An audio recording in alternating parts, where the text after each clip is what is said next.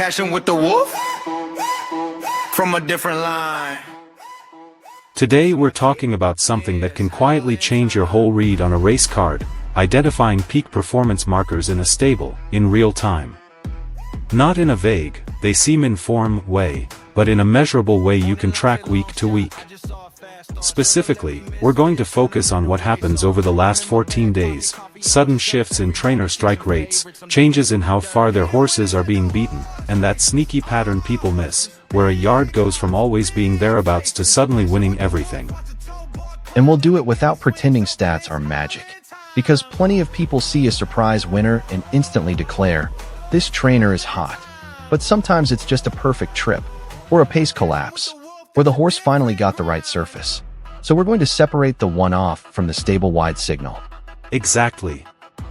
Let's start with the core idea. In 2026, there's no reason to rely only on memory and vibes. If you've got access to real-time data tools, you can monitor changes in trainer performance almost as they happen. And the key phrase here is sudden shifts over a short, recent window. 14 days is a sweet spot. It's short enough to catch a yard that's peaking right now, but long enough that you're not overreacting to one good afternoon. So what do we actually track? Two things that work well together: trainer strike rate, and average lengths beaten. Strike rate answers, are they winning? Lengths beaten answers, even when they're not winning, are they close? And when those two start moving at the same time, you've got something worth noticing. Because a stable can have a couple wins that are kind of misleading.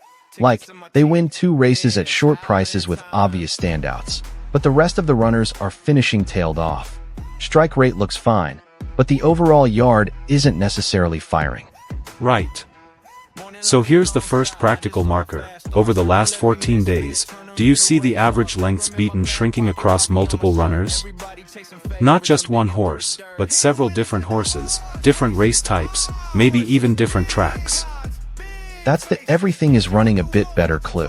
Horses that were getting beat 6 or 7 lengths are now getting beat 2 or 3. Horses that were finishing 6th are now finishing 3rd. Even if the wins haven't arrived yet, the yard is turning the corner. Which leads us to the concept I love for this topic, the bridge signal. This is when a trainer who doesn't win much, a low percentage trainer, starts showing a very specific progression. They go from being the kings of second place. Yes. The bridge is that move from consistent near misses to dominant wins. And it's not just, they got one lucky win.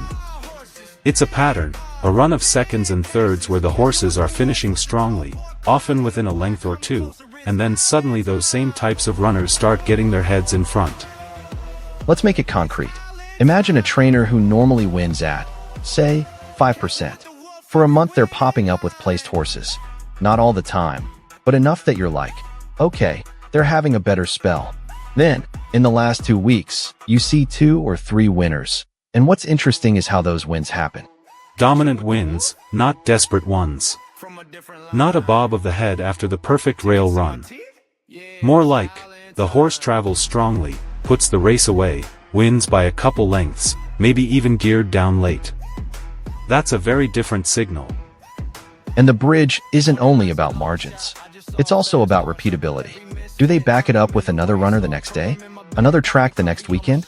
Another horse that had been placing suddenly wins? So here's the listener question. How do we distinguish a fluke win from a genuine uptick? Let's break it into a checklist you can actually use. First check, distribution. Was the big performance isolated to one horse? Or do you see improvement across the string? If it's only one horse who was well handicapped or perfectly suited by conditions, that's not stable wide form. That's just a spot-on placement. Second check, the lengths beaten trend for the non-winners. If the stable has one winner but the rest are being beaten 10 lengths, that's a big warning sign. But if the stable has one winner and 3 others finish 2nd, 3rd, and 4th, now you're looking at a yard that's genuinely competitive. Third check, quality of opposition and race shape. Did they win a race that completely fell apart up front? Or did they win despite a pace scenario that usually hurts them? A horse that overcomes a tough setup suggests fitness and intent. Fourth check, changes in placing strategy. This one is subtle, but powerful. When a stable perks up, you often see more purposeful entries. Horses in the right grade. Less experimentation. Better alignment of distance and surface. You don't need inside info, you can read it off the pattern of where the horses are being campaigned. And if you're using real-time tools in 2026, you can actually tag this.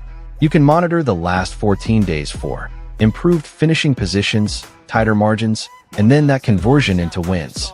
Let's talk about the phrase you used earlier, hot. In betting circles, hot trainer can be lazy. But the bridge signal is the version of hot that's earned by evidence. The yard was close, again and again, and then the close finishes turn into confident wins. There's another angle too, stable fitness. When horses are a bit undercooked, they can travel okay and still find little off the bridle when it matters. They flatten out, or they get mugged late. When fitness is right, you see them holding positions, finishing through the line, and being more resilient in a fight. So if you notice a stable's runners are no longer getting tired late, that's a clue. If they're sustaining runs, that's a clue. And if multiple horses are doing it over 2 weeks, you're not looking at one horse finding form, you're looking at a yard standard improving. And that's why average lengths beaten matters. It catches the story earlier than wins. Wins are the headline. Lengths beaten are the early signal. Now, let's tackle a common trap. Someone listens and thinks, okay, I'll just bet every runner from the stable once I see 2 winners. That can backfire, because the market adjusts quickly. So the goal isn't to blindly follow. It's to use these markers to sharpen your opinions. If you already liked a horse on form and conditions, and now you see the stable is trending up over the last 14 days, that's an extra layer of confidence. And if you were on the fence between 2 similar horses, stable trajectory can be the tiebreaker. Especially with low percentage trainers, because when their operation clicks, it can be a real edge before everyone fully believes it. Let's sum up the big idea in one sentence. We're looking for a stable-wide improvement trend, not a single result. And the bridge signal is that moment where repeated placings turn into authoritative wins. So your take-home for next time you're studying a card, pull up the last 14 days for trainers you're considering. Check strike rate, yes, but also check how close their horses are running even when they lose. Look for that tightening of margins. And when a low percentage trainer starts converting those near misses into strong wins, treat it as a real marker that something has changed. Because sometimes the biggest advantage is simply noticing the turn in the tide early. Not guessing, not hoping, not chasing the last winner. Just reading the pattern that the stable is moving from almost to actually. That's it for today. Next time, we can zoom in on how to combine these trainer signals with horse-level indicators so you're not overweighting one angle. But for now, keep an eye out for that bridge. It's one of the cleanest signs of peak performance you'll find. Cashing with the wolf, every win in line.